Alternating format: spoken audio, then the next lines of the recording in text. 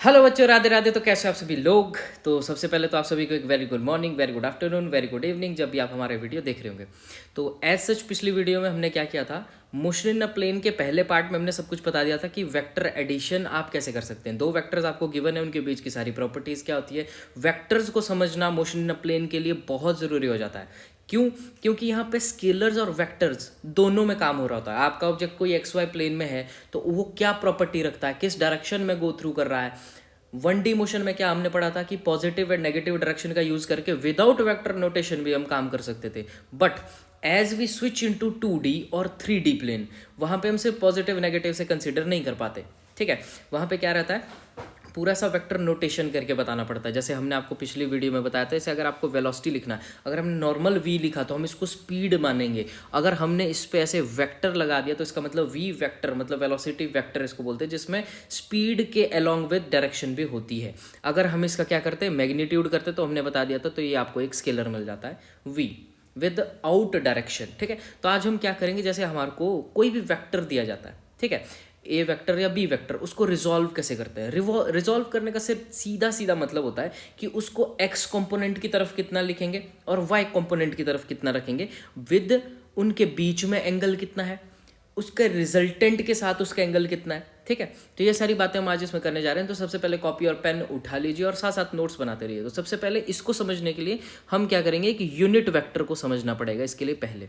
तो सबसे पहले क्या समझेंगे हम कि यूनिट वेक्टर होता क्या है। नाम से ही समझिए, जैसे हमने बोला कि 1 यूनिट, यूनिट का मतलब क्या होता है। जैसे हम बोलते हैं कि एक्स की अगर हम बात करें, एक्स वेरिएबल को हम समझ रहे हैं, तो एक्स के साथ आगे कोफिशिएंट जुड़ा होता है 1, जो कि ऐसा हिडन फॉर्म में रहता है। 1x का मतलब है तो हमारे पास क्या होता है, x ही होता है। तो ठीक है, अगर हम यूनिट वेक्टर की बात करें, यूनिट का मतलब क्या होता है, यूनिट रिप्रेजेंट्स 1। जैसे हम बोलते हैं ना, दिस इज इन यूनिटी, मतलब उसका मैग्नीट्यूड कितना मिलने वाला है, 1। मतलब यूनिट वेक्टर एक ऐसा वेक्टर होता है हमारे पास जिसका जो मैग्नीट्यूड रहता है वो कितना रहता है, 1 रहता है। ये हमेशा ध्यान रखना, इसका क्या रहता है, मैग्नीट्यूड इसका जो रहेगा हमारे पास उसका 1 रहेगा। ठीक है, अब हम बात करते हैं जैसे यूनिट वेक्टर के अपने आप में कोई ऐसा डायमेंशन और यूनिट इसका नहीं होता है। जैसे स्पीड का हम बोल देते हैं मीटर पर सेकेंड, डिस्टेंस का बोल देते हैं मीटर, ऐसा। तो ठीक है, यूनिट वेक्टर का ना कोई डायमेंशन होता है, ठीक है, ना कोई यूनिट होता है। क्यों? क्योंकि इसको हम रिप्रेजेंट करते हैं किसी एक डायरेक्शन में, कि हाँ ये डायरेक्शन बताता है किसी भी गिवन वेक्टर की। जैसे हम आपको बोल सकते हैं, इसको जैसे रिप्रेजेंट करते हैं, जैसे एन कैप, इसको बोलते हैं, ऊपर जो लगाते हैं उसको कैप बोलते हैं। क्या पढ़ते हैं, कैप। एन कैप ये बताता है, अगर हम इसको स्केलर के साथ जोड़ दें, जैसे हम बोलते हैं, मान के चलिए कि ए है, ए कोई वेक्टर हमारे पास गिवन है लाइक दिस, ये हमारे पास कोई वेक्टर ए है, इसकी डायरेक्शन विद रिस्पेक्ट टू किसी एक्सिस या विद रिस्पेक्ट टू किसी प्लेन कितनी होगी। ठीक है, तो हम बोलते हैं कि ए वेक्टर को हम लिख सकते हैं, इस ए वेक्टर का मॉड, ए वेक्टर का मॉड अपने आप में क्या दे देगा, स्केलर, और इसके साथ लिखते हैं दैट एन कैप। ये हमारे पास क्या हो जाता है, ये हमारे पास हो जाता है यूनिट वेक्टर को ऐसे लिखते कैसे। ठीक है, तो हमारे पास एक्सिस कितनी होती थी, जैसे मैं आपके पास बात करता हूँ, हमारे पास अभी 2D मोशन को पढ़ रहे हैं तो हम सिर्फ x और y को कंसीडर करते हुए चलेंगे। ठीक है, z की भी हम आपको बात कर देंगे। ठीक है, जैसे यहाँ पे चलो जब 3D पढ़ेंगे तो उसमें भी बता देंगे, बट z का भी मैं आपको थोड़ा क्लियर कर देता हूँ। ठीक है, x होता है, y होता है एंड z होता है। 3 एक्सिस में हम काम करते हैं। 3 एक्सिस में काम करने के लिए अब देखिए, along with x and y हमारे पास यूनिट वेक्टर क्या होते हैं, along with x, y and z हमारे पास यूनिट वेक्टर कुछ रहने वाला होता है। Along with x it is i, और i पे लगा देंगे cap, that is i cap. मतलब x एक्सिस में कोई वेक्टर होगा, ठीक है, तो उसको हम लिख सकते हैं, उसका स्केलर लिख दिया और उसके साथ मल्टीप्लिकेशन में डाल देंगे उसका कैप, मतलब x के साथ जो चल रहा होगा उसको लिख देंगे i कैप। ठीक है, और y के अलोंग जो होगा उसको बोलते हैं j कैप, एंड z के अलोंग जो होगा उसको बोलते हैं k cap. i, j and k, उन तीनों में से कैप लगा देते हैं। जैसे हमारे पास ये नोटेशन है हमारे पास यूनिट वेक्टर की, जैसे कोई चीज़ x एक्सिस के अलोंग जा रही होगी वहाँ लिख देंगे ऐसे i कैप, और यहाँ लिख देंगे ऐसे j कैप, और z के अलोंग बोल देंगे ऐसे k कैप।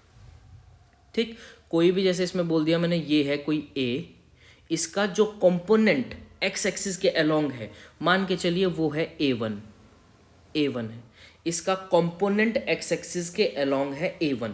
तो जब वो कंपोनेंट की बात करते हैं, हम सिर्फ मैग्नीट्यूड का कंपोनेंट देखते हैं, ये हमेशा ध्यान रखना। जब भी हम वेक्टर को रिजॉल्व करेंगे, उसका जब भी हम कंपोनेंट या तो x या तो y के रिस्पेक्ट में देखते हैं, वो हम उसके मैग्नीट्यूड को देख रहे होते हैं। साफ सीधी बात, ठीक है। तो A1 उसका कंपोनेंट है x की तरफ, बट A1 के साथ अगर मैं आई कैप लिख दूं तो that A1 is not itself a vector. A1 vector नहीं है, but A1 I cap is a new vector along x axis. A1 is the component of the vector A along x axis, और उसका जो हमने direction के respect हमने बता दिया आई कैप, ठीक है। इतनी सी आपको समझ आ चुकी होगी। अब देखते हैं कि वेक्टर रिजॉल्व करने के लिए हमारे पास ऐसे एज सच बनते कितने केसेस हैं। एक केस हमारे पास ये बन जाता है कि एक्स वाई प्लेन में कोई भी वेक्टर गिवन है हमारे को ए, लेट अस सपोज ए से हम बात करते हैं। तो ये हमारे पास है, मान के चलिए ये कोई है हमारे पास x and this is our y. इस एक्स वाई प्लेन में हमारे पास कोई वेक्टर है ए, और मैंने बताया था आपको एंगल की भी करेंगे। लास्ट वीडियो में एक सवाल देख लेना, लास्ट वीडियो में हमने एक रेन मैन प्रॉब्लम की थी। उसमें से आदमी एक छाते के साथ कुछ एंगल बना रहा था बारिश के साथ, कि छाता कितना नीचे करेगा, बारिश कितना एंगल स्प्लिट कर रही होगी। तो वहाँ पे मैंने बोला था एंगल निकालने के लिए हम वहाँ पे tan थीटा निकालते हैं। क्यों? वो एक वेक्टर दिया था जो कि जिसकी एक एक्सिस जो थी हमारे पास वो एक प्लेन में थी। पिछला क्वेश्चन देख सकते हैं आप, वो एक एक्सिस के ऊपर था, मतलब वाई के ऊपर उसकी विंड की डायरेक्शन थी और रेन के से वर्टिकल थी। तो एक जो आ रही थी वो वाई वाली एक्सिस पे थी, एक्स वाली एक्सिस में वो थी और वाई वाली एक्सिस में ये था। तो इसी ग्राफ को मतलब अगर मैं ये वाली साइड बता दूं ना, ऐसे ही था, ये उसका रेन ऐसे गिर रही थी और ये हमारे पास क्या था, ये उसकी वेलोसिटी ऑफ विंड थी।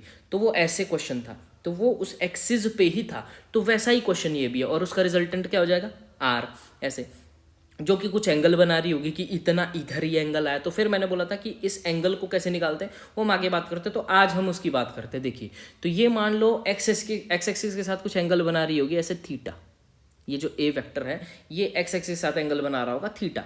तो इसकी बात करते हैं। देखिए मैं देखता हूँ यहाँ पे क्या हो सकता है। देखिए, तो यहाँ पे हमने बोला जैसे ये ए है, ठीक है, इस वेक्टर का कोई कंपोनेंट होगा एक्स की तरफ को, ठीक। तो उसको हमने बोल दिया, मान के चलो दैट इज ए एक्स, ठीक है, ए का कंपोनेंट एक्स की तरफ को, ठीक है। तो हमने बात की, जैसे हमने बोला कि ए वेक्टर इक्वल टू A1, जैसे हमने बोला, अच्छा इसको ए एक्स बोल दिया हमने, 1 नहीं लिख रहे, इसको हमने बोला ए एक्स, और इसके साथ क्या जुड़ जाएगा, हमने बोला था ये इसका स्केलर पार्ट है, और वेक्टर नोटेशन के लिए स्केलर के साथ डायरेक्शन बताने के लिए यूज होता है यूनिट वेक्टर। तो एक्स की तरफ होता है तो इसको बोल देते हैं आई कैप, ठीक। दूसरा, इसी ए का कंपोनेंट कुछ वाई की तरफ को होगा, लेट अस सपोज हम उसको बोल देते हैं ए वाई, ठीक है। तो हम लिख सकते हैं क्या, इसको बोल देते हैं y की तरफ को जो कंपोनेंट है ए वाई, और वो हो जाएगा जे कैप, ठीक है। इतनी बात समझ आ रही है। लेट अस सपोज इसको हम बोल देते हैं इसके अलॉन्ग वेक्टर A1 है, तो ये A1 हो गया और ये A2 हो गया। दो वेक्टर हमने बता दिया आपको, ठीक है। ये जो AX एंड यहाँ पे आई कैप और यहाँ पे जे कैप, ये कोई A2 वेक्टर था और ये कोई A1 वेक्टर था। किसके अलॉन्ग, x के अलॉन्ग और y के अलॉन्ग, हमारे पास दो वेक्टर हो गए, ठीक है। अब देखिए, जब रिजॉल्व करना होता है एक ही फंडामेंटल याद रखना, एक ही फंडामेंटल याद रखना, जब हमारे पास एक्स वाई के बीच में कोई भी वेक्टर गिवन होता है विद एन एंगल थीटा, किसी से भी, वो वाई से भी हो सकता है, एक्स से भी हो सकता है, ठीक। अब देखना कि एक्सिस और वेक्टर जो हमारे पास गिवन है, एक्सिस और वेक्टर के बीच में जब थीटा होता है, जब थीटा उस एक्सिस के बेस में होता है, देखिए थीटा का बेस क्या है यहाँ पे, एक्स, जो उसका बेस होता है वहां पे ए का कॉस कंपोनेंट यूज किया जाता है। क्या किया जाता है, ए का कॉस कंपोनेंट यूज किया जाता है, ठीक है। तो इसको आप निकाल भी सकते हैं, जनरली आप इसको फाइंड आउट भी कर सकते हैं। कैसे, ये तो मैंने बता दिया याद रखने के लिए। निकाल कैसे सकते हैं, देखिए इस पॉइंट को ओ बोल सकते हैं। तो फॉर एग्जांपल ये आपके पास हो गया ए, और ये आपका एक्स एक्सिस वाला था और ये आपके पास वाई एक्सिस वाला था। ये आपके पास था A1 वेक्टर और ये आपके पास था A2 वेक्टर, ये ऐसे लेके लिखता हूँ, ठीक है। इसको आप निकाल कैसे सकते हैं, जैसे हमने पैरेललोग्राम लॉ में क्या किया था, उस वेक्टर को पूरा उठा के यहाँ पे रख देते हैं ऐसे पैरेलल, पिछले वाली वीडियो देख लेना, ठीक है। हम इसको बोल सकते हैं, अगर हम इस A2 के पैरेलल कोई लाइन खींचे ऐसे इसी के लेवल तक, तो वो वाली लाइन भी A2 वेक्टर ही होगी, ऐसे। अब यहाँ देखिए पैरेलल लाइन खींची है और x and y axis are mutually perpendicular to each other, तो ये एंगल अगर 90 होगा तो ये एंगल भी 90 होगा, बोलो हाँ या ना, ठीक है। तो अब देखिए यहाँ पे हम पाइथागोरस थ्योरम लगा सकते हैं, यहाँ पे पाइथागोरस थ्योरम बहुत आराम से लग सकती है। तो यहाँ पे देखिए क्या होता है, पाइथागोरस थ्योरम लगा के अब आपने देखना है साइन और कॉस निकाल के देखो कि इस ट्रायंगल में, मान के चलो ये ट्रायंगल है OPQ, इस ट्रायंगल में आप निकालेंगे क्या, सबसे पहले अब देखिए ये वाला एंगल हमारे पास गिवन है थीटा, ये देखिए इस वाले सवाल में देखिए, ठीक है। हमने बोला कि x के साथ वो वेक्टर बना रहा है एंगल थीटा, तो हमने बोला कि अगर हम यहाँ पे साइन थीटा फाइंड करते हैं, साइन थीटा क्या होता है, परपेंडिकुलर अपॉन हाइपोटेनिस, तो थीटा के सामने वाली साइड क्या होती है, हमारा परपेंडिकुलर होता है, तो परपेंडिकुलर क्या है, परपेंडिकुलर आ जाएगा हमारा a2 वेक्टर, ठीक है। अब हम यहाँ पे एंगल की बात करें तो हम जाहिर सी बात है हम मैग्नीट्यूड लेंगे यहाँ पे, ठीक है। डायरेक्शन का ऐसा कोई रोल नहीं होता न्यूमेरिकल कैलकुलेशंस में, ठीक। तो हम यहाँ पे क्या लेंगे, देखिए हमारे पास आना था a2 वेक्टर था पूरा, तो a2 वेक्टर का मैग्नीट्यूड कितना है, a2 वेक्टर का मैग्नीट्यूड है, ऐसे बोल सकते हैं ay है, ठीक है। तो उसके बाद क्या हो सकता है, देखिए ये हो गया अपॉन हाइपोटेनिस, कितना हाइपोटेनिस है यहाँ पे o एंड q, और o एंड q अपने आप में ही क्या है, o एंड q अपने आप में ही उसका रिजल्टेंट बोल सकते हैं, a वेक्टर का a1 एंड a2 का रिजल्टेंट, मतलब मैं बोल सकता हूँ कि a है हमारे पास a1 प्लस a2, यहाँ पे आप ऐसे वेक्टर साइन लगा सकते हैं, ठीक, ये वाली चीज़। अब कॉस थीटा निकालेंगे, कॉस थीटा क्या होता है, कॉस थीटा होता है हमारे पास b/h, ठीक, ये वाली बात आप कर सकते हैं। तो अब देखिए कॉस थीटा के लिए क्या हो जाएगा, कॉस थीटा के लिए बेस कितना है a1 वेक्टर, तो उसका मैग्नीट्यूड कितना है ax अपॉन, और यहाँ पे भी अपॉन। अब हाइपोटेनिस कितना था, हाइपोटेनिस तो वेक्टर a खुद था, ठीक है, a वेक्टर ये था, तो हमने बोला इसका मैग्नीट्यूड कितना होता है ये, और इसको हम लिख सकते हैं a, सिंपल a, उसका मैग्नीट्यूड कितना होगा a, तो दोनों के बेस में कितना जाएगा a, और ये आ जाएगा a, ठीक। तो यहाँ से देखिए ax और ay की कुछ वैल्यू मिलने वाली है, ऊपर से देखिए ये मान लो इक्वेशन नंबर 1 है, इसको इक्वेशन नंबर 2 मान लीजिए, तो ay की हमारे को कुछ वैल्यू मिलने वाली है a साइन थीटा, और ax की वैल्यू मिलने वाली है a कॉस थीटा, कुछ नहीं किया, इस a को इस साइड ले गया, लेफ्ट हैंड साइड ले गया, मल्टीप्लाई हो गया, ठीक है। तो वही मैं आपको बता रहा था, देखिए मैथमेटिकली प्रूवन, याद रहेगा कैसे किया, ठीक है। अब देखिए यहाँ पे मैंने बोला कि कोई भी वेक्टर जब दो एक्सिस के बीच में होगा, कोई भी एक वेक्टर, तो उसका एक्स कंपोनेंट कितना होता है, उसी वेक्टर का कॉस थीटा, ठीक है, और उसका वाई कंपोनेंट कितना होता है, उसी वेक्टर का साइन थीटा। अब इस चीज़ को हमेशा याद रखना, कहीं से भी एंगल दिया हो, कहीं से भी एंगल दिया हो, जैसे सपोज मैंने ये बोला और ये एक ए है, अगर ये थीटा ये होता तो क्या होता, तो ये वाला ए कॉस थीटा होता और ये वाला ए साइन थीटा होता। आई होप इतना क्लियर हो चुका होगा, ठीक है। अब देखिए यहाँ पे जितना, इतने से हम क्या कंक्लूड कर देते हैं, इसको मिटा देते हैं। अब हमको वैल्यू मिल गई है a cos theta and a sine theta, value हमारे पास गिवन है, ठीक है। इसके बाद देखिए हम क्या करेंगे, इसके बाद हम बोलेंगे अब हमारे को पता है कि हमारे पास जो ए वेक्टर है वो है ए एक्स आई कैप प्लस ए वाई जे कैप। अब हमारे को ए एक्स की भी वैल्यू मिल चुकी है, सच ए एक्स की वैल्यू कितनी है, यहाँ देखिए, यहाँ साइड में लिख देते हैं, यहाँ पे हमारे पास ए एक्स की वैल्यू है कुछ ए कॉस थीटा, मैग्नीट्यूड की बात कर रहे हैं, और ए वाई की वैल्यू कितनी है ए साइन थीटा, दो वैल्यूज हमारे पास मिल चुकी है। अब यहाँ एक और चीज़ ध्यान से रखिए, ये जो ए एक्स और ए वाई है, ये है X component of vector A, और ये है Y component of vector A, ठीक है, वाई कॉम्पोनेंट और एक्स कॉम्पोनेंट है, ठीक है। ये अपने आप में वेक्टर नहीं है, बट जब उससे डायरेक्शन की बात की जाती है तो वे वेक्टर बन जाते हैं, ठीक है। तो हमने बोला ये दो टर्म्स लिख दी, ये पता लग गया आपको कहाँ से आया, ठीक है। अब इन दोनों को क्या करेंगे हम, और एक और चीज़ हमारे को पता है, जैसे क्या पता है, हाँ ये वाला तो हमने लिखा ही है, ठीक है। तो हम बोल सकते हैं कि ऐसे ए जो वेक्टर है हमारे पास वो a1 vector plus a2 vector है, ये तो हमें पता ही है, ये तो हम पता ही है, सम हमने निकाला पिछली वीडियोस में, ठीक है। तो यहाँ देखिए इन दोनों को अगर हम ए एक्स, ये जो हमने ए एक्स और ए वाई लिया, ए एक्स और ए वाई हमने जो लिया है यहाँ पे, अगर हम इनका ऐसे स्केयर निकालते हैं, ठीक है, अगर हम इनका क्या करते हैं स्केयर फाइंड आउट करते हैं, ऐसे स्केयर करके ऐड कर देते हैं, देखिए तो हमको क्या मिलता है, हमको मिलता है a square cos square theta plus a square sine square theta, और ए स्केयर यहाँ से कॉमन आके cos square theta plus sine square theta, and cos square theta plus sine square theta कितना होता है 1, तो यहाँ से मिलता है हमारे को ए स्केयर। अब ए स्केयर क्या होता है, ए स्केयर अपने आप में क्या है a1 और a2 का रिजल्टेंट, ठीक है, a1 और a2 का रिजल्टेंट क्या है a, ठीक है। तो अब इसको अंडर रूट करके उधर को ले जाया जा सकता है, ठीक है। तो हम बोल सकते हैं इसको कि हमारे पास जो रिजल्टेंट का स्केयर है हमारे पास, क्योंकि ये वाला वेक्टर हमने क्या बोलता A1 वेक्टर और ये क्या था A2 वेक्टर। A1 वेक्टर और A2 वेक्टर का रिजल्टेंट है वो बीच में A वेक्टर, ठीक है। तो अब ये आ गया A स्केयर, मतलब रिजल्टेंट का स्केयर हो गया, कॉमन सी चीज़ है, ठीक है। अब देखिए ये वैल्यू हमने किया, ये वैल्यू सॉल्व करके A स्केयर के बराबर आई, तो A की वैल्यू किसके बराबर आ जाएगी, under root of AX square plus AY square, that is your resultant की फाइनल इक्वेशन। यही था वो हमारा पिछले वाला क्वेश्चन जब हमने रेन मैन प्रॉब्लम की थी। उसमें क्या था, रेन नीचे को थी और ये इधर को थी, ये VR था, ये V विंड था, velocity of wind and velocity of rain, और उसके बीच में कुछ रिजल्टेंट था उसका R, और ये वाला एंगल था थीटा। अब देखिए इसी फिगर को आप ऐसे उल्टा रोटेट कर दे तो यही वाली फिगर बन जाएगी। तो वहाँ पे भी हमने क्या किया था, रिजल्टेंट डायरेक्टली आपको बताया था क्या, velocity of wind square plus velocity of rain का स्केयर। देखिए दोनों चीज़ें बराबर होगी, ठीक। उस टाइम तो मैंने आपको पूरा पैरेललोग्राम के रिजल्टेंट से बताया था, कौन सा, कि R equal to under root of A square plus B square plus 2AB cos of theta. वहाँ पे बता दिया था कि थीटा क्या होता है, ये होता है angle between two vectors, and angle between two vector यहाँ पे भी कितना, देखिए यहाँ पे भी एंगल बिटवीन टू वेक्टर है 90 एंड कॉस 90 इज 0, तो ये वाली टर्म कैंसिल हो गई थी, ठीक। अब ये है, ये अब हमेशा ध्यान रखना, जब दो वेक्टर आपस में 90 डिग्री पे होते हैं तो उसका रिजल्टेंट होता है उन दोनों का स्केयर करके सम करके अंडर रूट लगा देना, खत्म, ठीक। इतना सा बात कर दी। अब वहां पे बात कर रहे थे हम कि आपको डायरेक्शन फाइंड आउट करनी है।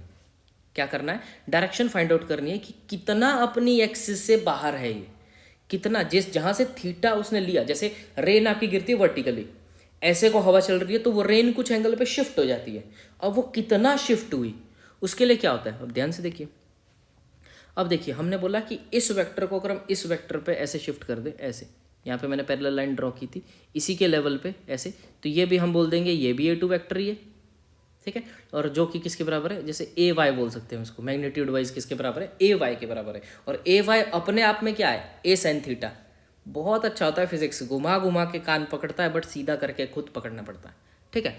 तो इसके लिए हमने क्या बोला था, डायरेक्टली हम फाइंड आउट करते हैं tan थीटा फाइंड आउट कर सकते हैं ऐसे, क्योंकि थीटा ही तो कैलकुलेट करना है, ठीक है। tan थीटा इसलिए ईजी होता है क्योंकि हमारे पास दोनों साइड एक दूसरे के परपेंडिकुलर है।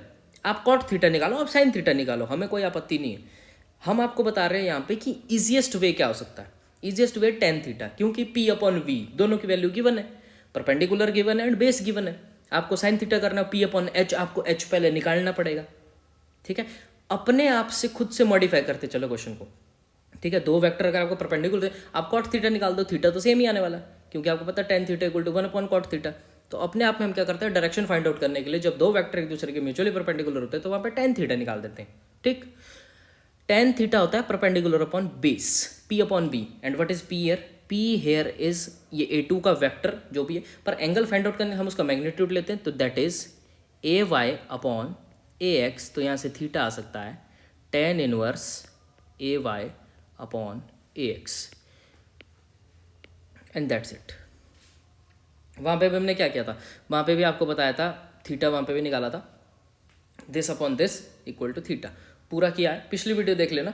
अब इस कंसेप्ट को समझने के बाद वो क्वेश्चन करना, बहुत ऐसा हलवा ऐसा लगेगा आपको, बहुत आसानी से हो जाएगा।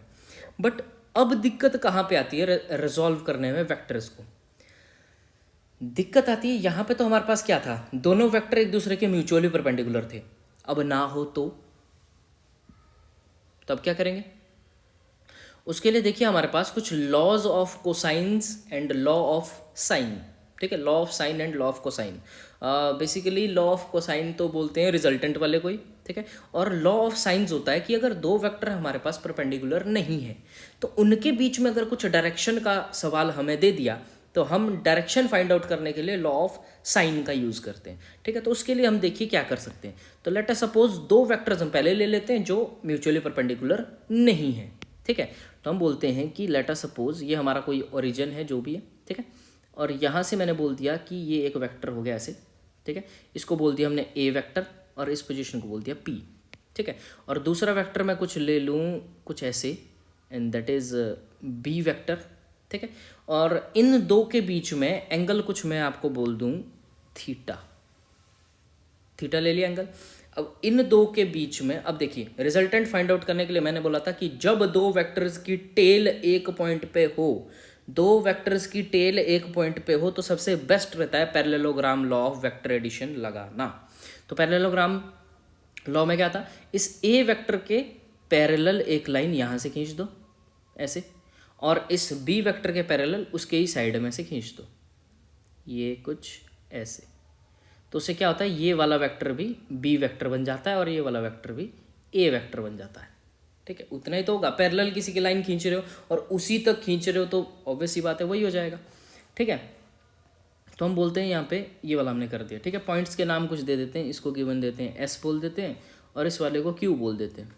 ठीक है, इन दोनों के ए बी का रिजल्टेंट क्या होता था, उसका डायगोनल। तो हम बोल देते हैं लेट अस से कि ये वाला हो गया हमारे पास रिजल्टेंट, कुछ डायगोनल समझ लेना इसको, ये थोड़ा आर्क जैसी बन गई। एक बैक करते हैं इसको, यस एंड दिस, और ये मैं बोल देता हूँ। अब देखिए कुछ रिजल्टेंट और वेक्टर, किसी एक वेक्टर के बीच में एंगल भी होता था। लेट अस से उस एंगल को हम बोल देते हैं अल्फा मान देते हैं। ठीक है, एंगल को हमने बोल दिया अल्फा। और ए और बी के देखना दो चीज़ें होती हैं, वेक्टर के बीच का एंगल, ठीक है, और एक रिजल्टेंट का किसी वेक्टर के साथ के बीच का एंगल, दो अलग अलग चीज़ें होती हैं। ठीक है, तो ये इतना आपको समझ आ गया होगा।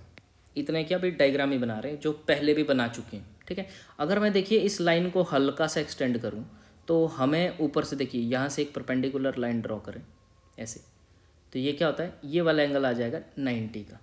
एंड लेट अस सपोज इसको नाम में एक और पॉइंट दे देता हूँ एन। ये हमने क्यों किया, अभी देखिए सवाल में देखिए क्या मज़ा आएगा। तो हम बोल देते हैं सबसे पहली लाइन तो हमारी क्या रहती है कि आर वेक्टर हमारे पास होता है ए वेक्टर प्लस बी वेक्टर, ये तो पता ही है। अब देखिए ज़रा, सबसे पहले ट्राइंगल पे नज़र मारिए, जैसे ओ एन एंड एस, ये वाली जो ट्राइंगल है ओ एन एंड एस, उसमें पाइथागोरस लगा के देखेंगे तो ये बन जाता है कि O S square equal to हो जाएगा आपके पास O N square plus S N square, ये हमारे पास आ जाएगा। अब इसमें इंडिविजुअली देखिए ओ एन में क्या है, ओ एन में अंदर है O P plus P N, इस पूरे का ये स्क्वायर हो रहा है। अब साइड में लिख देते हैं कि ओ पी तो हमारे पास है और ओ क्यू भी हमारे पास है, जैसे ये बी वेक्टर है।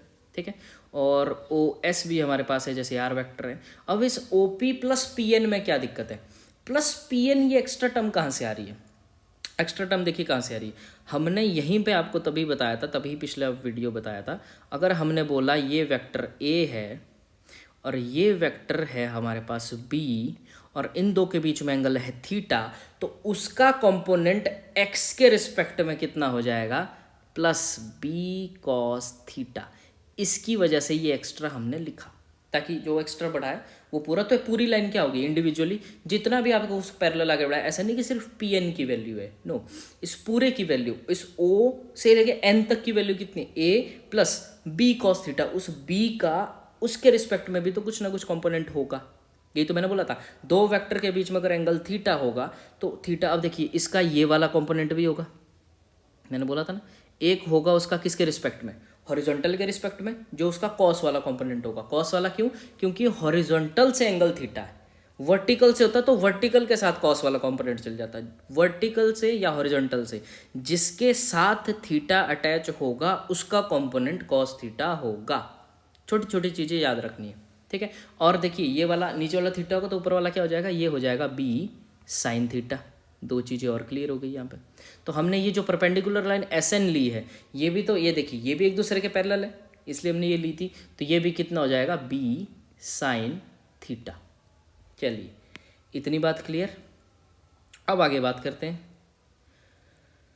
पाइथागोरस कंप्लीट करते हुए हम चलते हैं कि ओ एस का स्क्वायर तो कितना है हमारे पास, रिजल्टेंट का स्क्वायर, ओ एन कितना है पूरा, ए प्लस बी कॉस थीटा, जितना उस बी कॉस थीटा भी कंपोनेंट हमारा हॉरिजॉन्टल के साथ है। ठीक है, तो ये हो जाएगा ए प्लस बी कॉस थीटा का होल स्क्वायर प्लस, अब देखिए एस एन क्या था, एस एन वही परपेंडिकुलर है जो बी वेक्टर का वर्टिकल के साथ कंपोनेंट है, उसी का ही पैरेलल है, तो हम बोल देंगे इसको कि बी साइन थीटा का स्क्वायर। आई होप इतनी बात क्लियर होगी। तो यहाँ से रिजल्टेंट स्क्वायर की वैल्यू कितनी आ जाएगी, देखिए ए प्लस बी का होल स्क्वायर खोलेंगे तो ये हो जाएगा square plus B square cos square theta plus 2ab cos theta plus B square sine square theta, ये जो अगला था। ठीक है, अब देखिए आर स्केयर कितना हो जाएगा, a square plus B square common लेंगे, यहाँ से बी स्केयर कॉमन लेंगे, अंदर क्या बचेगा cos square theta plus sine square theta and plus 2ab cos theta बाहर। तो ये देखिए cos square theta plus sine square theta तो 1 हो जाएगा, तो ये अंडर रूट इधर को आएगा, तो ये हो जाएगा a square plus B square plus 2ab cos of theta. यही हमने आपको पिछली वीडियो में पूरा फॉर्मूला बताया था। ठीक है, ये सब प्रूव करने की ज़रूरत नहीं होती है। प्रूव स्टार्टिंग में इसलिए लिख रहा है, प्रूव नहीं है, ये हम बता रहे हैं कि आया कैसे। ठीक है, ये आया ऐसे, क्लियर। रिजल्टेंट तो फाइंड आउट कर लिया, दो वेक्टर के बीच में एंगल दे दिया। अब मेन दिक्कत फंसती है डायरेक्शन की। ठीक है, कि ए और बी के बीच में एंगल थीटा, उसकी कितनी वैल्यू है, और रिजल्टेंट और किसी वेक्टर ए, जैसे मैंने बोला रिजल्टेंट और किसी भी वेक्टर के बीच में एंगल कोई है अल्फा, आप बीटा मान लो, कुछ भी मान लो। अब वहाँ पे एंगल कितना है अल्फा, जैसे मैंने बोल दिया। ठीक है, तो वो अल्फा कितना है, ए वेक्टर से रिजल्टेंट के बीच में एंगल अल्फा है, तो उस अल्फा की वैल्यू क्या है, ए बी के बीच में एंगल थीटा है तो उसकी वैल्यू थीटा वो कितनी है। अब उसके लिए अब देखिए आगे, हाँ, और यही बात कि ये इसको ही बोलते हैं हम क्या, लॉ ऑफ कोसाइन। इसको क्या बोल देते हैं, law of cosine. Let us से ये हमारी क्वेश्चन नंबर 1 होगी। ठीक है, अब देखिए अगली बात करते हैं। अगली बात क्या है, हमने अब जाना है to find theta and alpha, और एक एंगल इसमें और इंट्रोड्यूस करते हैं। क्यों, देखिए क्या होगा, जब हम थीटा और अल्फा के बीच में कुछ भी रिलेशन निकालेंगे तो उसमें सिर्फ हमारे पास रिजल्टेंट और बी वेक्टर का ही इन्वॉल्वमेंट होगा। क्यों, अभी देखिए कैसे। ठीक है, जैसे मैंने बोला आपको कि triangle O S and N में देखते हैं पहले क्या हो रहा है। ठीक है, triangle O S and N, O S N या ओ एन एस बोल सकते हैं आप इसको। ठीक है, तो इसमें हम बोलते हैं कि पाइथागोरस थ्योरम तो हमने लगा दी, चलो रिजल्टेंट है गिवन। ठीक है, इसमें निकालते हैं हम ओ एस एन में ये वाला एंगल कितना है अल्फा। ठीक है, तो हम बोलते हैं कि साइन अल्फा निकालते हैं, साइन अल्फा निकालते हैं कि साइन अल्फा की वैल्यू कितनी है। तो अल्फा क्या होता है, साइन अल्फा क्या होता है, परपेंडिकुलर अपॉन हाइपोटेनस। परपेंडिकुलर कौन होगा, सामने वाली साइड। सामने वाली साइड क्या है, सामने वाली साइड है बी साइन थीटा। ठीक है, या एस एन बोल सकते हैं, पहले एस एन बोल दो, लो एस एन है अपॉन हाइपोटेनस कितना, हाइपोटेनस है उसका O and S, O S. तो हम बोल सकते हैं यहाँ से कि एस एन की वैल्यू आपके पास आने वाली है, मैंने बोला S N equal to O S sine alpha and S N equal to, ये ओ एस की आपस में वैल्यू कितनी थी, ओ एस की आपके पास वैल्यू कितनी थी R, that is R sine alpha. इतनी बात क्लियर हुई। ओ एस क्या है, ओ एस आर ही है ना। अब देखिए कि ट्रायंगल पी एस एन में जाते हैं, ट्रायंगल पी एस एन, यहाँ से देखिए पी एस एन में देखिए अब क्या है, ये भी आपके पास राइट एंगल ट्रायंगल है, छोटी सी ट्रायंगल जो आपको यहाँ दिख रही है, ये वाली ट्रायंगल, ये देखिए ये भी एक राइट एंगल ट्रायंगल है। अब यहाँ पे देखिए ये जो P था, P और S था, ये आपस में क्या था, B वेक्टर था। तब यहाँ देखिए B वेक्टर, इस वाले वेक्टर पे देखिए, इस वाले जो यहाँ पे हमने स्टार्टिंग में बनाया था, ये B वेक्टर हॉरिजॉन्टल के साथ अगर थीटा बना रहा है तो आगे भी ये वेक्टर थीटा ही बना रहा होगा, क्योंकि वही वेक्टर तो उठा के आगे रख दिया, तो वो वाला एंगल भी थीटा हो जाएगा। ठीक है, तो यहाँ से हम क्या करते हैं, साइन थीटा कैलकुलेट करते हैं। साइन थीटा में क्या, हम ऐसा क्यों कर रहे हैं, क्योंकि इन दो ट्रायंगल में हमारे पास परपेंडिकुलर कॉमन है। ठीक है, तो ये आ जाएगा हमारे पास S N upon P S. तो यहाँ पे अगर हम एस एन की वैल्यू निकालें तो वो आ जाएगी P S sine of theta. तो यहाँ से एस एन हमारे पास आ जाएगा, तो हमारे पास देखिए पी एस की वैल्यू क्या थी, पी एस था हमारे पास b sine theta, P S हमारे पास था बी। ठीक है, तो ये हो जाएगा बी साइन थीटा। अब देखिए एक एस एन की वैल्यू यहाँ से आई, एक एस एन की वैल्यू यहाँ से आई, तो हमने बोला कि R sine alpha equal to B sine theta.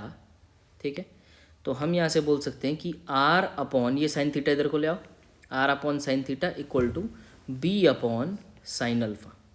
इसको बोल देते हैं हम लेटर से, ये हमारी इक्वेशन नंबर 2 है।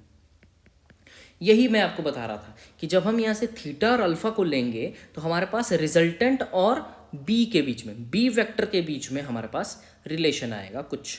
ठीक है, अब आपने हमेशा ध्यान रखना, हमने बोला आर अपॉन साइन थीटा, तो यहाँ पे जो थीटा है ये थीटा है कौन सा एंगल, दो वेक्टर्स के बीच का एंगल। और अल्फा देखिए क्या है, अल्फा किसके साथ है, बी अपॉन साइन अल्फा। अभी ये याद रखने में दिक्कत होती है कि यार अल्फा कौन सा एंगल था। ध्यान से देखिए, ऐसे करेंगे, अल्फा था ए वेक्टर एंड आर के बीच का एंगल अल्फा, ठीक है था। तो हमने क्या करना है, बी कौन सा है, दो वेक्टर थे, ए वेक्टर एंड बी वेक्टर। तो हमने इस अल्फा का जो साइन कंपोनेंट होगा वो किसके साथ होगा, क्योंकि हमने क्या बोला, जिसके बीच का एंगल होता है, जो वहां पे बेस होता है, उसके साथ कौन सा कंपोनेंट होता है, कॉस। तो बी के साथ कौन सा होगा, बी अपॉन में बोल रहे ना, ठीक है।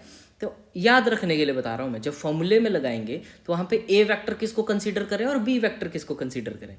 बी वेक्टर उसको कंसीडर करना जिसके साथ वो अल्फा ना हो। अल्फा क्या है, रिजल्टेंट और किसी वेक्टर के बीच का एंगल, रिजल्टेंट और किसी वेक्टर के बीच का एंगल। तो जिस वेक्टर के बीच में रिजल्टेंट में वो एंगल हो रहा होगा तो उस वेक्टर को हम ए वेक्टर कंसीडर करेंगे जब हम क्वेश्चन करेंगे। हमेशा ऐसी ऐसी चीजें ना याद में रखा करो, लिख रखा करो। ए वेक्टर कौन सा होगा, जिसके साथ रिजल्टेंट में हमें एंगल गिवन होगा। एक जैसी टर्मिनोलॉजी चला करो, आप अपोजिट भी कर सकते हो, ठीक है। जैसे मैंने बोला ना, फिजिक्स में आपको चॉइस होती है, मैंने ये वाली डायरेक्शन पॉजिटिव मान के क्वेश्चन सॉल्व किया, आप ये वाली डायरेक्शन पॉजिटिव मान के सॉल्व करो, पर चलो अपनी कन्वेंशन के हिसाब से। मैंने क्या बोला, रिजल्टेंट, और अब मान लो ना यहाँ पे मैं साइन चेंज भी तो कर सकता हूँ, इस वाले वेक्टर को मैं बी वेक्टर भी तो बोल सकता हूँ और इस वाले को ए वेक्टर बोल सकता हूँ। तो आपने बोला कि भाई ए वेक्टर के साथ में अल्फा होगा तो हम उसको ये बोलेंगे, यहाँ पे ए वेक्टर के साथ में तो अल्फा है नहीं। ये आपके ऊपर डिपेंड करता है। मैंने क्या बोला, मैंने ए वेक्टर के साथ में रिजल्टेंट का एंगल लिया, तो मेरे लिए बी वेक्टर कौन सा होगा, जो इसके साथ अल्फा नहीं होगा, ठीक। अब देखिए, चलो आगे की बात करते हैं। इसको क्वेश्चन नंबर 2 बोल दिया। अब क्या करेंगे, अब ये हमारे पास क्या है, ये हमारे पास रिजल्टेंट और बी के बीच में एक रिलेशन स्थापित जैसा हुआ। तो अब ए के साथ करने के लिए हम देखिए क्या करते हैं, एक और राइट एंगल ट्रायंगल देखनी पड़ेगी, ठीक है। तो उसके लिए हम क्या करते हैं, रिजल्टेंट से एक परपेंडिकुलर ड्रॉप करते हैं इस पी के लिए। रिजल्टेंट से क्या करते हैं, एक परपेंडिकुलर ड्रॉप करते हैं पी के लिए। लेट अस सपोज उस पॉइंट को हम बोल देते हैं एम, ठीक है। और यहाँ पे जो एंगल बना रहा होगा, ये वाला एंगल अल्फा है और ये वाला एंगल को बोल देते हैं बीटा। जो आपका एंगल है ओ एस एंड एन, इस वाले एंगल को बोल देंगे, या एम एस एन बोल सकते हैं, ठीक है। उस एंगल को बोल देंगे बीटा। एक और एंगल इंट्रोड्यूस कराना पड़ेगा, क्योंकि जितना बोलते हैं ना, जितने वेरिएबल होते हैं उतनी ही इक्वेशन बनानी पड़ती है फिर, ठीक है। ये क्वेश्चन नंबर 2 आपने नोट डाउन कर ली होगी, ठीक है। अब देखिए वहाँ पे क्या होगा, साइन अल्फा की वैल्यू निकालते हैं हम ट्राइंगल, जैसे हमने बोला ओ एम पी को, अगर आप देखेंगे ओ एम पी को, तो अल्फा यहाँ पे, तो यहाँ देखिए कि साइन अल्फा किसके बराबर होने वाला है, साइन अल्फा यहाँ पे, ये देखिए। अब देखिए ध्यान से, ये वाला एंगल 90 है तो ये भी तो 90 होगा।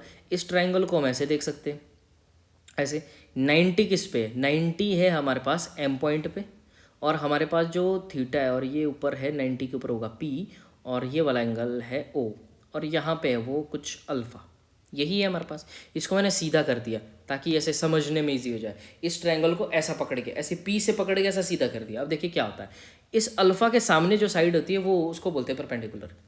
एंगल के बिल्कुल ऐसे सामने जो साइड होती है उसको परपेंडिकुलर कहा जाता है, ठीक है। तो इस एंगल के सामने देखिए कौन सी साइड है, तो हम यहाँ पे बोलेंगे, अगर हम यहाँ पे साइन अल्फा निकालना चाहते हैं, पहले तो साइन अल्फा अगर निकालेंगे यहाँ पे, तो देखिए क्या हो जाएगा तो ये हो जाएगा कुछ पी एम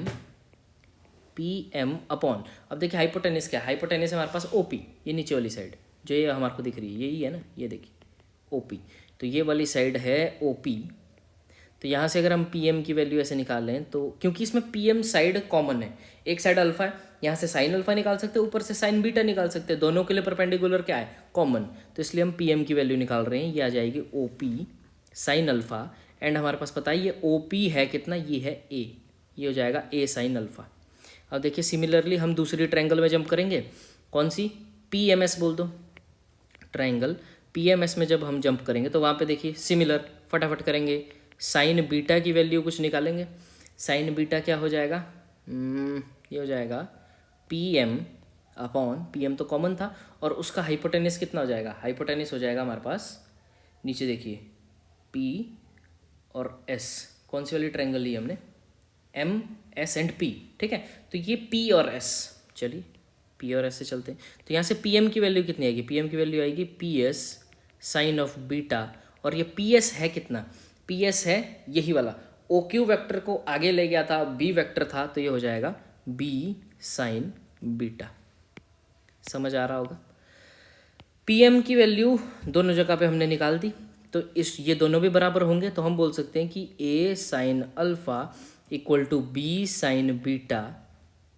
ठीक है, तो यहाँ से हम बोल सकते हैं कि a upon sine beta equal to, ये वाला बी है, ये वाला बीटा नहीं, ठीक है, बी अपॉन साइन अल्फा। इसको कुछ इक्वेशन तीसरी मान लो। ठीक है, इस पूरे को हम मिटा देते हैं, ये तो हम तरीका बता रहे थे कि कैसे निकलेगा।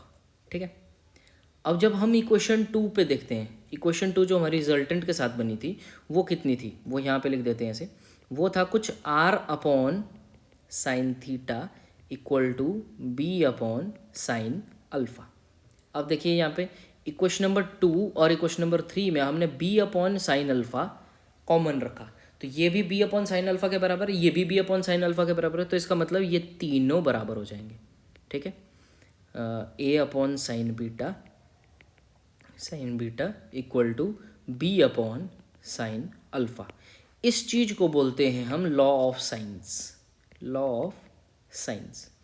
यहाँ से किसी के भी बीच का एंगल दिया हो आप फाइंड कर सकते हैं। देखिए अल्फा निकाल सकते हैं, अल्फा हमने किसको माना है, अल्फा आप किसी को भी मान सकते हो, बट हम अल्फा किसको मान रहे हैं, जो रिजल्टेंट और किसी एक वेक्टर के बीच में होगा। यहाँ पे वो ए है, रिजल्टेंट और ए के बीच में एंगल है अल्फा, और दो वेक्टर्स के बीच में एंगल है थीटा। और ये बीटा का यूज हमने क्यों किया, बीटा हमने देखिए ऊपर लिखा, ऊपर उस जगह पे लिखा हमने बीटा। ठीक है, बीटा हमने लिखा ताकि हम इस ए के साथ भी एक रिलेशन फाइंड आउट कर सके इन दोनों के रिस्पेक्ट में। समझ आ गई होगी बात। अब देखिए ध्यान से, इक्वेशन नंबर 2 हो गया, इक्वेशन नंबर इसको 4 बोल देते हैं, इक्वेशन नंबर 4 हमने इसको मान लिया। ठीक है, अब ध्यान से कुछ करते हैं इसमें। देखिए हम बोल सकते हैं इस इक्वेशन को रहने देते हैं ऐसे ही, ताकि इसके रिस्पेक्ट में कुछ काम करना पड़ेगा। देखिए यहाँ पे क्या हो सकता है, यहाँ पे हम एक चीज़ बोल सकते हैं, कौन सी, देखिए यहाँ पे बहुत आराम से बोला जा सकता है कि अगर हमको साइन अल्फ़ा निकालना हो, अब अल्फ़ा और थीटा के बीच में कोई रिलेशन देखते हैं। ठीक है, तो यहाँ से अपने आप आ जाएगा B upon R sine theta. ये बहुत काम आता है, ये बहुत ज़्यादा काम आता है। ये इस 1 वाले को और इस 2 वाले को ले लो, ये तो B upon R sine theta इधर, साइन अल्फ़ा इधर, इसको इक्वेशन नंबर 5 बोल दो।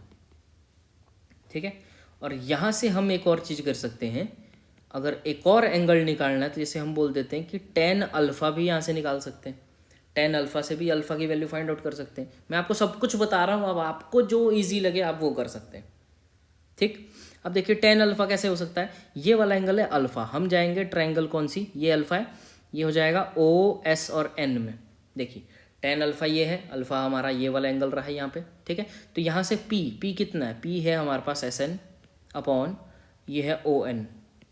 ठीक है, अब एस एन की वैल्यू कितनी है, एस एन की वैल्यू है हमारे पास b sine theta upon O N की वैल्यू कितनी है, O P plus P N, तो ये है ए प्लस, अब पी एन को हमने कितना बोला था, बी कॉस थीटा भी इसके साथ था। तो हम बोल सकते हैं यहाँ पे कि अल्फ़ा यहाँ पे कितना हो जाएगा, tan inverse b sine theta plus a plus b cos theta. लीजिए वो अल्फ़ा भी आ गया, जो हमने पिछले में डायरेक्शन की बात की थी कि रिजल्टेंट वहाँ से उस वेक्टर से कितना शिफ्ट हुआ है। ठीक है, उस वेक्टर से कितना शिफ्ट हुआ है, उस वेक्टर में आप देखते हो वहाँ पे, तो ये आप लगा सकते हैं वेदर उसमें थीटा की वैल्यू गिवन थी। ठीक है, तो वहाँ पे सिंपल ही हो गया था वो अपॉन वो, क्योंकि उसमें ज़्यादा चौंचले नहीं थे, वहाँ पे एंगल हमारे पास 90 मिल रहा था हमारे को। ठीक है, ओके, तो ये वाली चीज़ हमें मिल गई। अब इन सब चीज़ों को रिकॉल करके एक बार आप पूरा रिवीजन खुद से करना, इस चीज़ का रिवीजन करना बहुत ज़रूरी है। ठीक है, इस पे बेस्ड हम एक क्वेश्चन करते हैं, फिर वहाँ से समझते हैं। बट यहाँ पे सिर्फ एक चीज़ ध्यान रखना, बस एक चीज़, थीटा हमने लिया है दो वेक्टर के बीच का एंगल, और अल्फ़ा लिया है रिजल्टेंट और किसी एक वेक्टर के बीच में।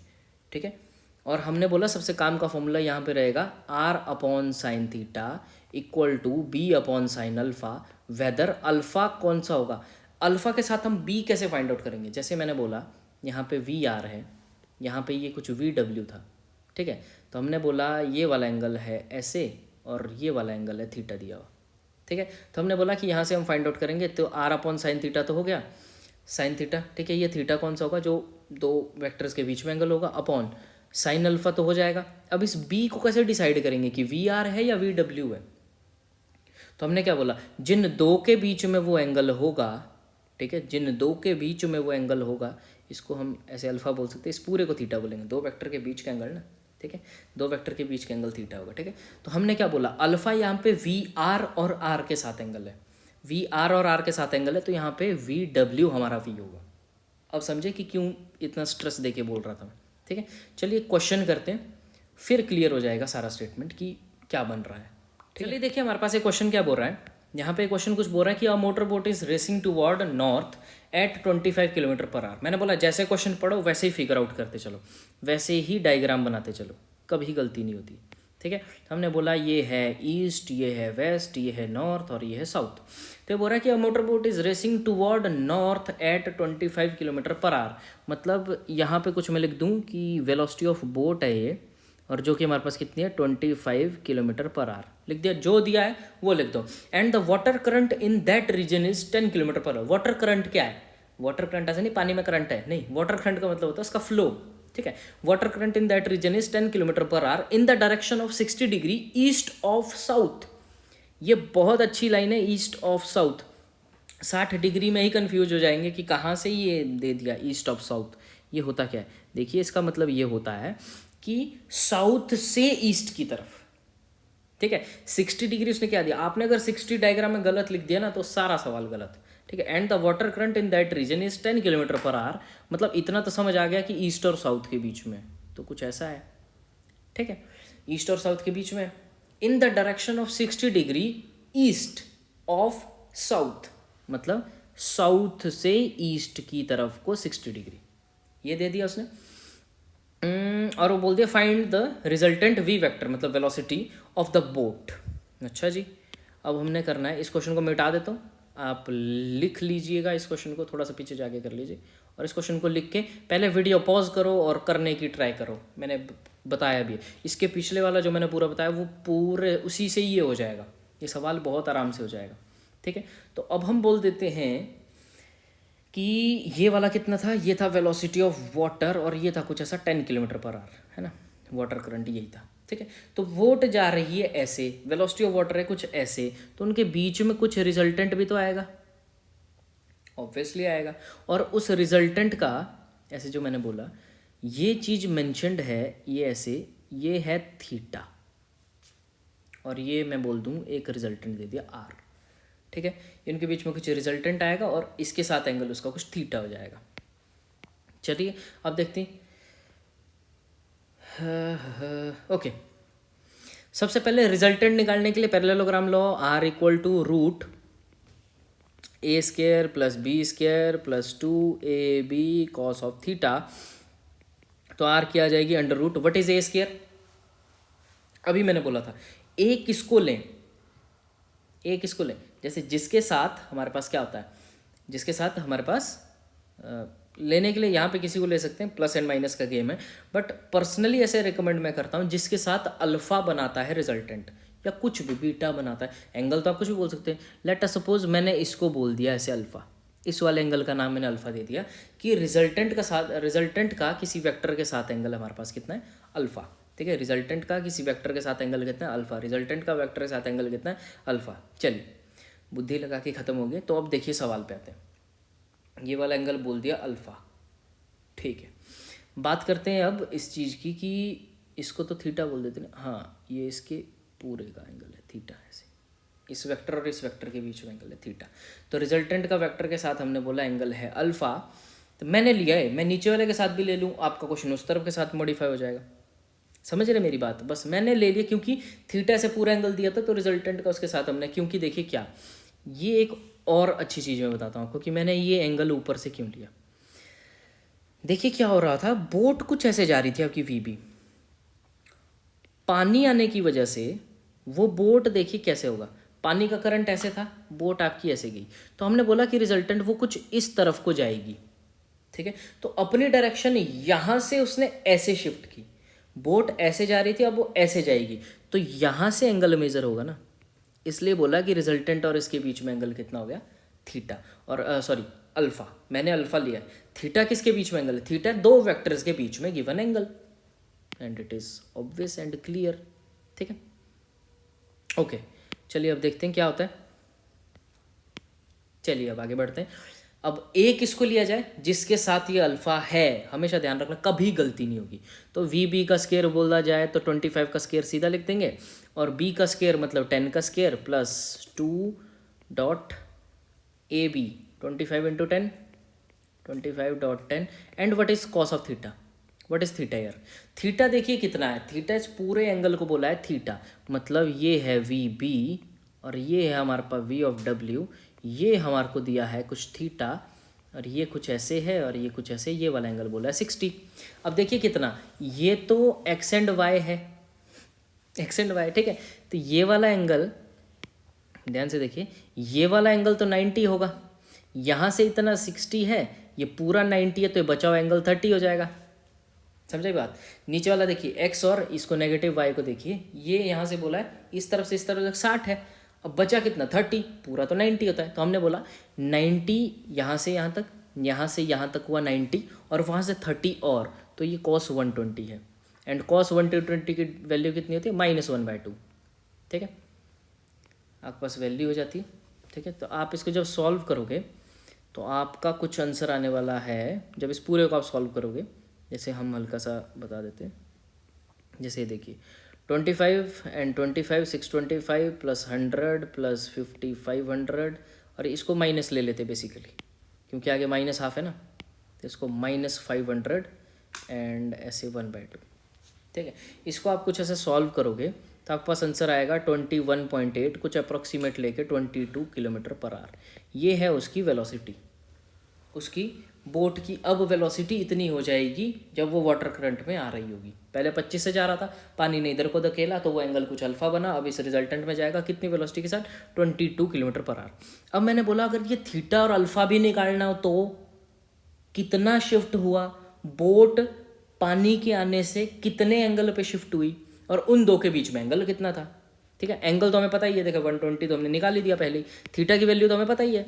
तो हमने बोला था पिछली अभी जस्ट पिछला फॉर्मूला देखिए, याद कीजिए, आर अपॉन इसके साथ क्या लिखते थे, साइन कौन सा एंगल, जो दो वेक्टर के बीच में होता था, थीटा, और इक्वल टू बोलते थे कि कोई वेक्टर वी और उसके नीचे साइन अल्फा लगा देते थे। तो यहाँ से हम बोल सकते थे, यहाँ से हमने अल्फा ही निकालना है ना, तो हम बोल देते थे कि साइन अल्फा कितना हो जाएगा, B upon R sine theta, और थीटा की वैल्यू हमें पता है साइन 120 हो जाएगा। ठीक है, और यहाँ से देखिए साइन अल्फा कितना हो जाएगा, बी कितना है, अब बी डिसाइड करना है, बी कौन सा होता है, बी वो होता है जिसके साथ अल्फा नहीं होता है। अल्फा के साथ ए के साथ, ए कौन सा है, ए है हमारा वी बी, तो ये हो जाएगा बी की वैल्यू कितनी हो जाएगी, वी डब्ल्यू वाटर करंट, तो ये हो जाएगा 10 अपॉन आर, हमने अभी निकाला 21.8 इंटू साइन 120, आप देखिए इसको लिख सकते हैं आप साइन 90 + 30, तो ये हो जाएगा cos 30, और वो हो जाएगा √3/2। √3/2 इसको आप सॉल्व करेंगे तो आपके पास कुछ ये सॉल्व करने के बाद बनेगा 0.397, और इसको थोड़ा सा ऊपर से मिटाते हैं हल्का सा, तो ये हमारे पास आर था, तो यहाँ पे अल्फ़ा कितना हो जाएगा, अल्फ़ा हो जाएगा साइन इनवर्स 0.397, और अल्फ़ा की वैल्यू यहाँ पे कुछ आ जाएगी हमारे पास 23.4 डिग्री। इतना शिफ्ट हुई बोट अपनी जगह, जहाँ से ऐसे जा रही थी 23.4 डिग्री शिफ्ट हुआ, अब आगे चल जाएगा, इसलिए फॉर्मूला कराया था। आई होप कि आपको ये सारा कुछ समझ आ चुका होगा कि कैसे वेक्टर को रिजॉल्व करते हैं, कैसे हमारे पास बनते हैं, कैसे कैसे वो बनते हैं, हमारे पास सिनेरियोज कैसे कैसे बनते हैं। अब यहाँ देखिए, यहाँ आप एक और तरीके से भी कर सकते थे। ये तो अगर फॉर्मूला याद नहीं रहा, मान लो नहीं रहा याद, तो क्या करेगा आदमी ये करेगा कि ये वाला आर था गिवन, ये वाला उसको अल्फ़ा दिया था, ये वाला हमारे पास वी डब्ल्यू था, और ये वाला एंगल हमारे पास 60 था।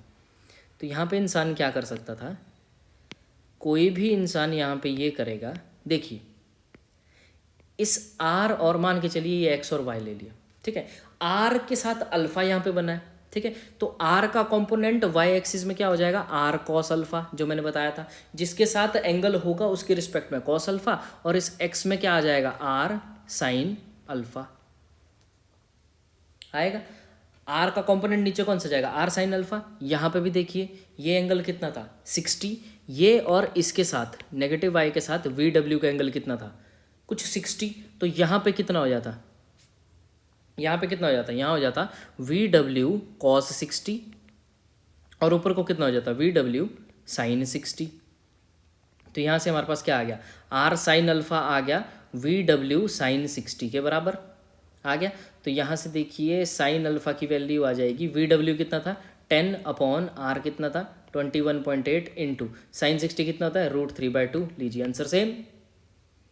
रिजॉल्व करके करो, फॉर्मूला याद रख के करो, आप ऑन द स्पॉट फॉर्मूला भूल के देखो उस कंपोनेंट में दोनों कौन सी चीज़ें बराबर है। ऊपर का कंपोनेंट आर साइन अल्फा आ रहा है, नीचे से कंपोनेंट क्या आ रहा है, V W of that sine of 60 दिया था, तो ये वाला कॉस 60, ये वाला साइन 60, दोनों बराबर है, R sine alpha equal to V W sine 60, दोनों तरीकों से बराबर आ जाएगा। ठीक है, तो आई होप आपको ये सारे कंसेप्ट समझ आ चुके होंगे। कल से हम स्टार्ट करने जा रहे हैं फिर, अब हम रियल में, अभी तो हमने सारा पढ़ा कि वेक्टर्स को सॉल्व कैसे करते हैं, सब कुछ पढ़ा वेक्टर्स के बारे में, अब हम रियलिटी में करेंगे मोशन इन अ प्लेन कल से, और लास्ट में एंड करेंगे प्रोजेक्टाइल मोशन के साथ इस टॉपिक का। तो चलिए, तब तक के लिए अगर वीडियो अच्छी लगी हो तो आप लाइक कर सकते हैं, 1 लाइक इक्वल टू 1 मोटिवेशन, ऐसा कुछ टाइप का, और सब्सक्राइब करें चैनल को। हमारा जो अभी चल रहा है मिशन 2023 जो हमारा चल रहा है जेई और नीट के एस्पिरेंट्स के लिए और बोर्ड वाले बच्चों के लिए वीडियोस हमारे पास आती रहेगी साइमल्टेनियसली। बोर्ड एंड 9, 10, 11, 12 के बच्चे बने रहे। एनडीए वालों के लिए मैथमेटिक्स के लिए सेक्शन बन रहा है, और जेई और नीट वाले मिशन 2023 के लिए बिल्कुल एकदम से तैयार हो जाए। तो चलिए, तब तक के लिए पढ़ते रहें, आगे बढ़ते रहें। See you, tata, take care, bye bye.